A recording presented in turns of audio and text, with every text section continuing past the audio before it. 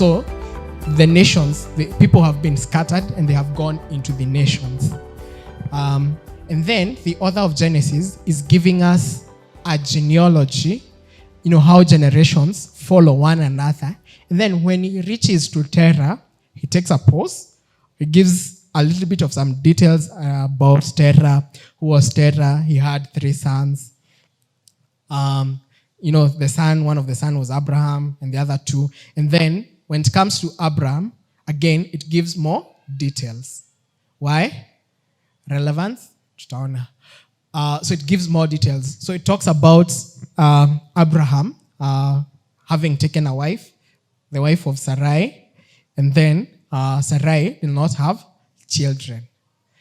Again, it tells us of how Terah makes a journey from his home county, from wherever he lives, Ur of the Chaldeans, and then goes to, he started a journey to Canaan. But on reaching Haran, he settles there. Maybe he found good pastures. Maybe he saw the land was good, so probably for him there was no need of going to Canaan. So he settled there and he died there in Haran. Again, the Bible progresses into Genesis 12, and in Genesis 12, it now begins to give us the account of Abraham. So again, you will know why Abraham is an important character, because in Abraham, we have who? I know you have Isaac. We have Isaac, we have Jacob, but of relevance is Israel. Because again, what the author is trying to do is trying to tell us, so this is the story of Israel. This is where they came from. So now nafunza Bible. Yeah. So now in Genesis, so the author starts. Now the Lord said to Abram, go out from your country, your relatives, and your father's household to the land that I will show you. Then I will make you into a great nation, and I will bless you, and I will make your name great, so that you will exemplify divine blessing. I will bless those who bless you, but the one who treats you lightly, I must curse. And all the families of the earth will bless one another by your name. So what did Abraham do? He left just as the Lord had told him to do, and Lot went with him. Now Abraham was 75 years old when he departed from Haran.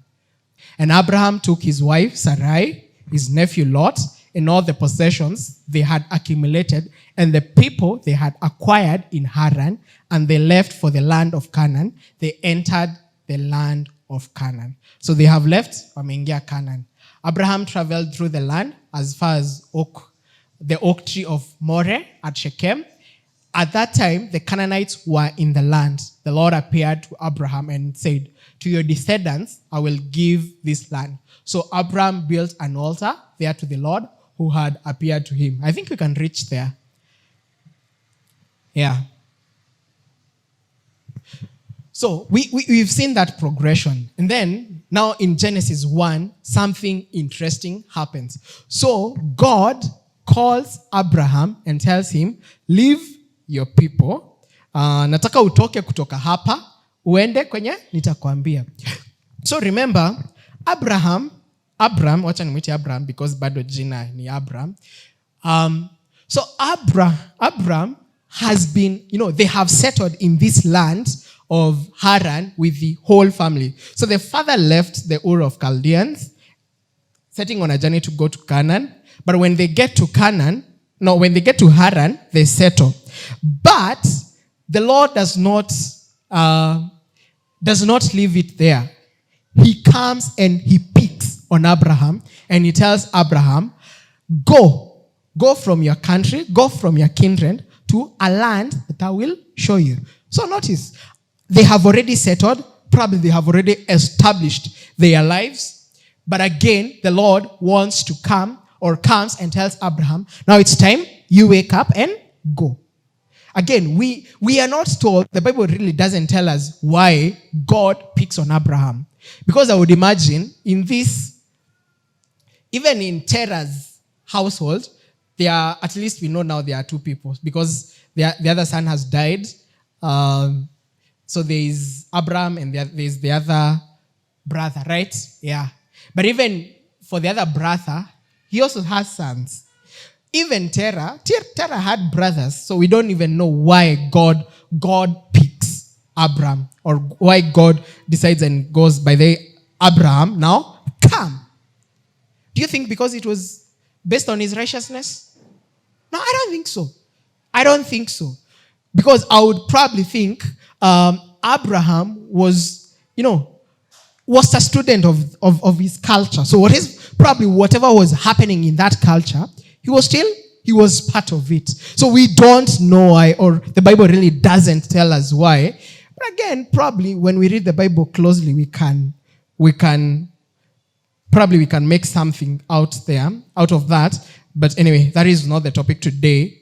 But he chooses Abraham. No qualifications given, nothing given on the criteria used, but just the writer tells us that God tells Abraham. Again, this is, I think it's when you think about it, it's beautiful because that is how God works. You remember when we were talking about, last Sunday and the previous Sunday, how God is a finder.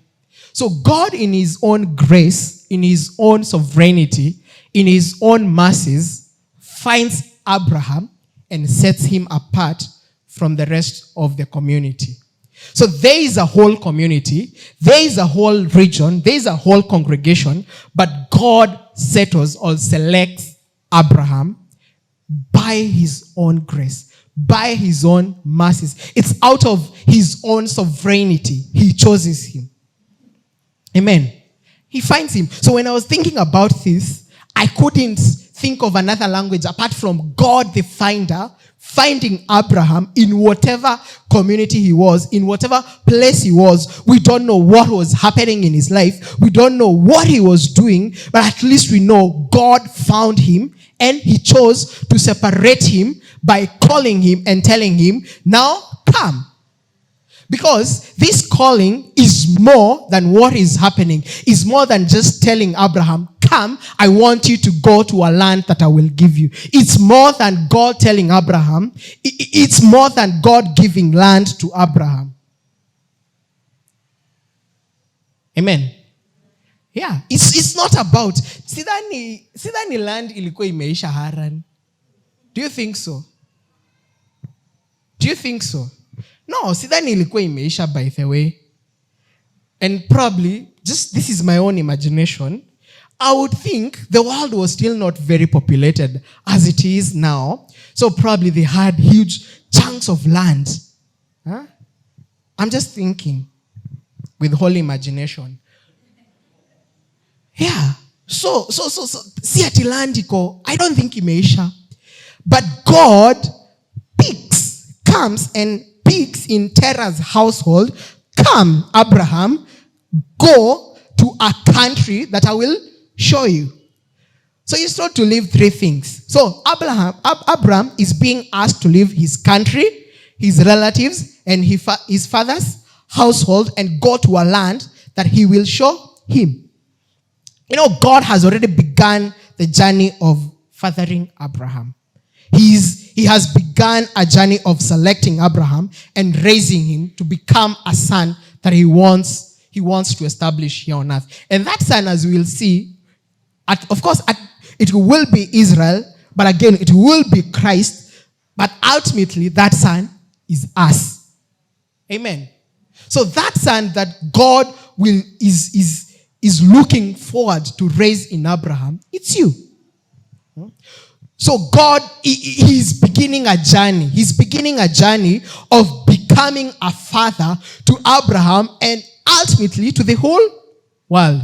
But he must do something. He must call Abraham. He must ask him to leave his country. He must ask him to leave his relatives and his countrymen. Amen. Yeah, those things must happen. There is separation that must happen for Abraham to become this son. Now think about Abraham. Was it easy for him to live? I don't think so. I think he was probably attached to the family as much as we are attached to our own families, to our own culture. So when you think about it, because they have settled in Haran, probably these guys have established relationships in Haran. They have already made new probably business deals. And so Abraham, of course, as we will know, he is very prosperous. So probably, there's so much happening in this present situation. But God calls Abraham and tells Abraham, now it's time, you need to leave that. I think he was, as I've said, he was attached. I think he was attached. I want to make that imagination. He was attached to us, to his family, to his country people, to his relatives, to his father's household, as much as we are attached to our own people, to our cultures, to the things that we do, to our careers, to all those things. Name them. Yeah, he was attached, but God is calling him. You must live. In fact, when you think about it, Abraham is 75 when God is calling him, and we are told that Terah got Abraham at 70 years, round about 70 years. So when you think about it, by the time Abraham is leaving, probably the father is around 140, 150. I want to imagine that. I'm just doing some simple calculations. So even the father is present, and so Abraham has to leave that. Yeah. So maybe Abraham had just locked a new business deal. Maybe he had just gotten a new partnership. Maybe the father was growing old, sickly, therefore he needed him. Yeah. But that is us.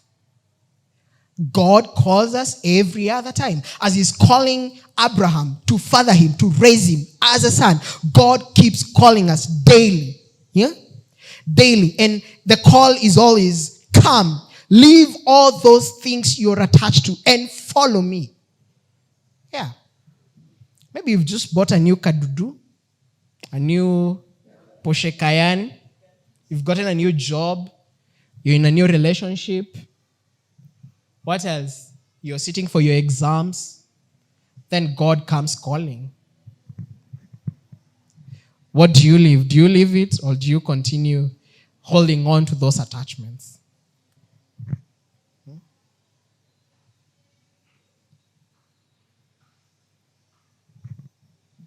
So I want to imagine even Abraham was not a perfect person. So when God is calling him, he's calling him out of his sin, just as he calls us out of our own sin. Because when you think about it, this attachment, these things that we hold on to dearly, relationships, family, careers, all those things, mention them. Because we hold on to them so dearly, it is sin.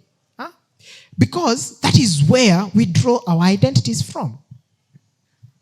So when God is coming, probably Abraham's identity when God is calling him is an identity that looks like the people of Haran, because that is where his culture is.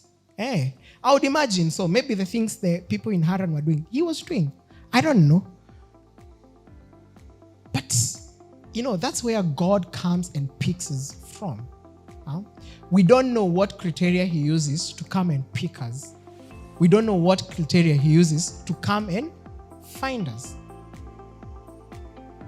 But because you're here, God has found you. He's finding you. He's looking for you, because he's always coming to look for us. He's always coming to pick us, and he's always calling us to come out of those relationships, to come out of those attachments, to come out of those places where we draw our identity from. Yeah, he's calling us from the wallowing of our sin.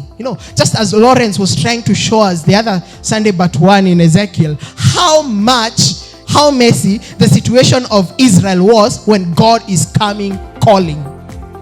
And that is our story. As much as it's the story of Israel, when you think about it, that is where God finds us from. That is how God finds us.